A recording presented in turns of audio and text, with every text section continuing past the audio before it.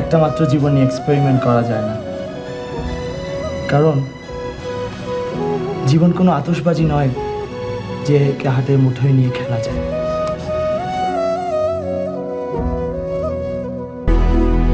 বাংলা চলচ্চিত্রের ইতিহাস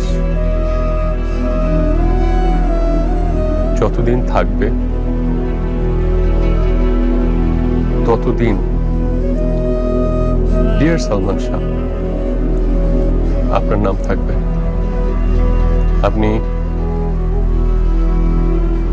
খুব চুপচাপ নীরবে এখানটায় থাকবেন।